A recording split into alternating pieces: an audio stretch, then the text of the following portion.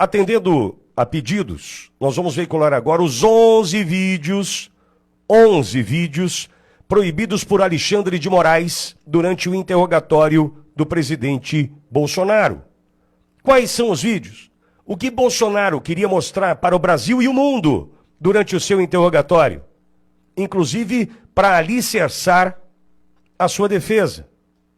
O primeiro vídeo apresenta o hoje ministro do Supremo Tribunal Federal, Flávio Dino, que acusa existir fraude no sistema eleitoral após perder a eleição para governador do Maranhão. O senhor ficou em segundo lugar na eleição aqui para governador do Maranhão, por uma diferença mínima. Eu te pergunto, o senhor acredita que houve fraude? Houve várias modalidades de fraude, algumas já identificadas pela Justiça Eleitoral, pelo Ministério Público, pela imprensa, já foram anunciadas.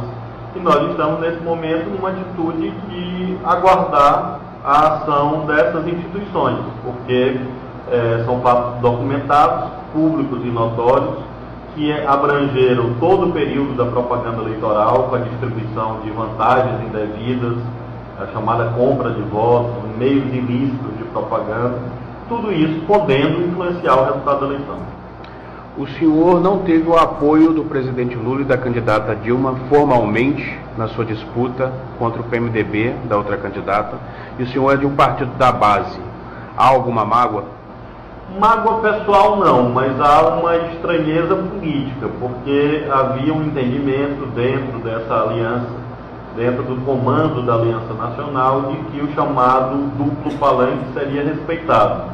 Ou seja, que quando houvesse 2 ou mais candidatos da base, haveria o acompanhamento da ação desses candidatos e o apoio a todos esses candidatos, na medida que há uma aliança nacional. E isso não foi observado no caso do Maranhão. Então nós temos, tanto do plano local quanto do plano nacional, um sentimento de que em relação ao PCdoB não houve o cumprimento desse acordo político celebrado nacionalmente. O senhor conversou com Lula, com o presidente Lula ou com a candidata Dilma?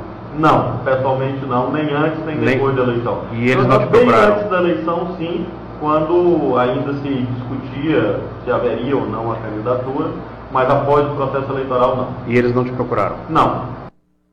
Aí o primeiro vídeo, esse é de 2010. O segundo vídeo também traz Flávio Dino, hoje ministro do Supremo, vídeo de 2012, também criticando as urnas eletrônicas.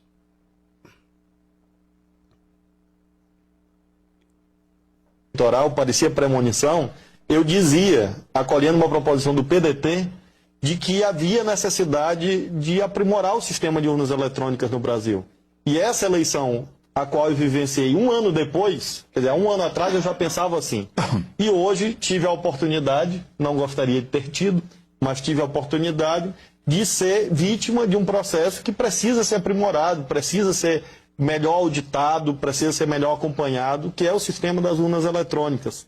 Como é que se dá a votação eletrônica? Como é que se evita o eleitor votando por outro? Que foi esse debate no Supremo, da carteira de identidade, que foi mal colocado, que foi mal posto. O Congresso estava certo ao exigir, pelo menos, o documento de identidade com foto. Por quê? Porque evita, diminui as fraudes, porque o caminho seguinte era a Justiça Eleitoral tirar daquele livro de eleitores o número do título. Porque é o número do título ali que permite que o mesário vote pelo eleitor que não foi, ou pelo eleitor que morreu. O que acontece hoje? Das 5 horas da tarde, o mesário verifica lá em consórcio com os fiscais, verifica os eleitores que não compareceram, porque não foram, porque morreram, porque viajaram. Com o número do título, ele libera a urna eletrônica e vota quantas vezes ele quiser. Então esse é um tema da maior gravidade. E nós estávamos certos na elaboração da lei. Bom, e esse foi o segundo vídeo. O terceiro vídeo, nós vamos agora ao ano de 2015, quando Jair Messias Bolsonaro e Rodrigo Maia celebram a aprovação do voto impresso.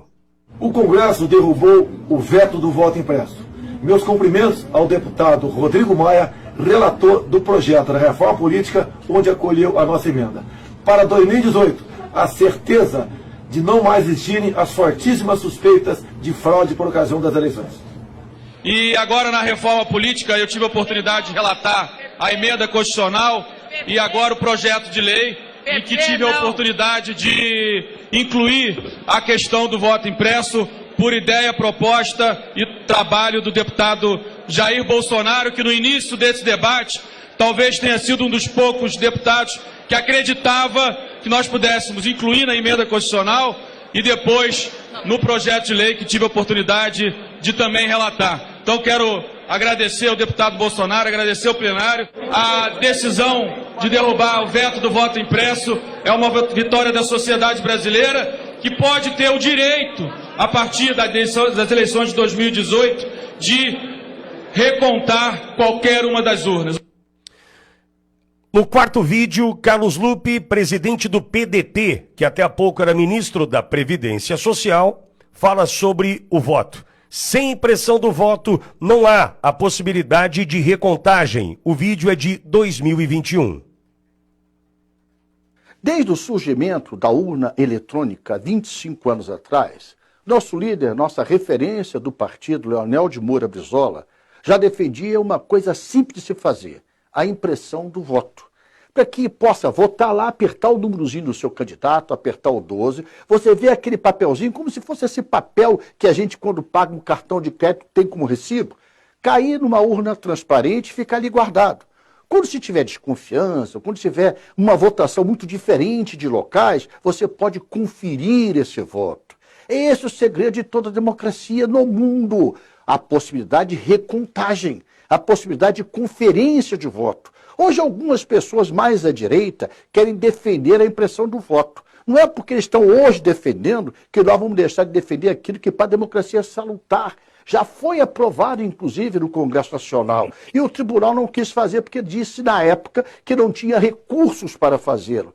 Não tem recursos maiores para garantir a própria liberdade de expressão e a democracia do que investir na conferência do voto através da sua impressão.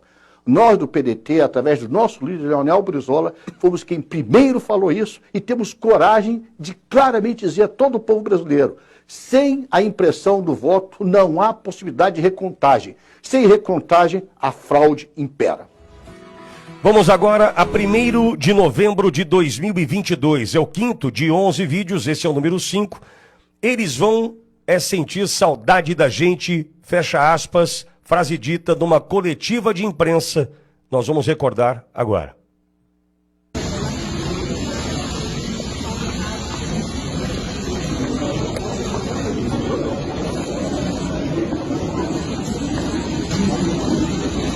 Vou sentir saudade da gente.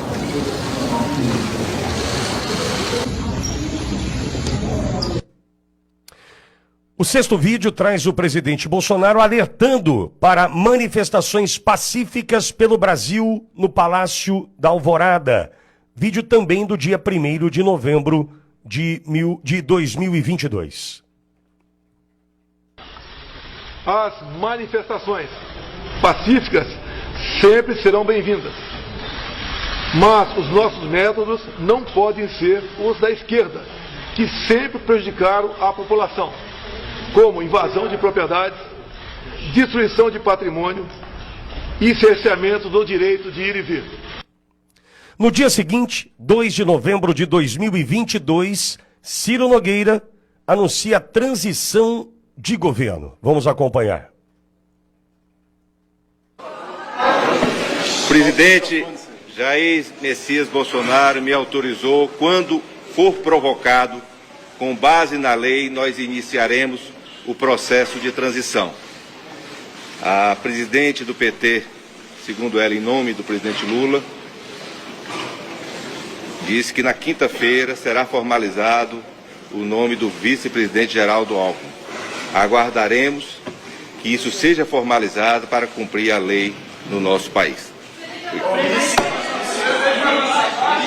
Aí então, Ciro Nogueira. No mesmo dia, 2 de novembro de 2022, lembrando que nós estamos mostrando aqui todos os vídeos proibidos por Alexandre de Moraes de serem veiculados durante o interrogatório do presidente Bolsonaro na última terça-feira. Nesse 8º vídeo, são 11 no total, presidente Bolsonaro fala para os caminhoneiros desobstruam